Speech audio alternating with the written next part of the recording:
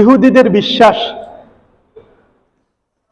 আল্লাহ সপ্তাহে শনিবারের দিন আল্লাহ ছুটি কাটান। নাউজুবিল্লাহ। আল্লাহ সপ্তাহে শনিবার দিন রেস্ট করেন। আরো জোর বলেন না নাউজুবিল্লাহ।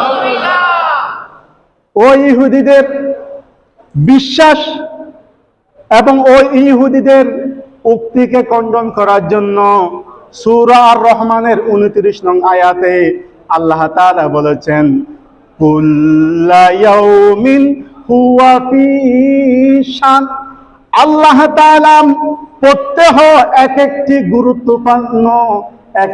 গুরুত্বপূর্ণ কাজের মধ্যে আল্লাহ ব্যস্ত রয়েছে। সুবহানাল্লাহ।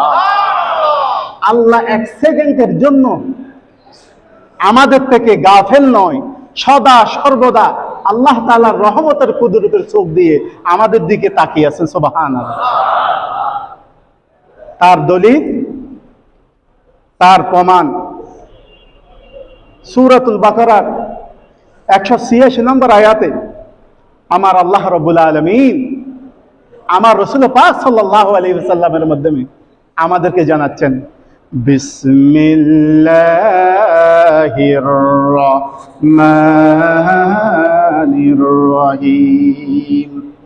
وَإِذَا سَأَلَكَ عِبَادِي عَنِّي فَإِنِّي قَرِيبٌ أُجِيبُ دَعْوَةَ الدَّاعِ إِذَا دَعَانِ فَلْيَسْتَجِيبُوا لِي وَلْيُؤْمِنُوا بِي لَعَلَّهُمْ يَرْشُدُونَ।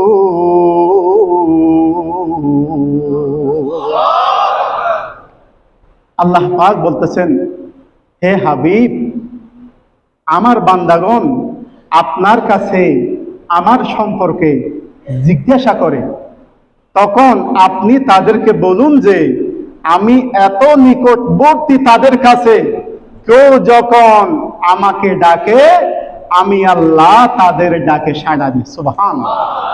সুতরাং তারা আমার কথা অন্তর দিয়ে গ্রহণ করুক এবং আমার প্রতি ঈমান আনুক, যাতে তারা সঠিক পথে এসে যায়। সুবহানাল্লাহ।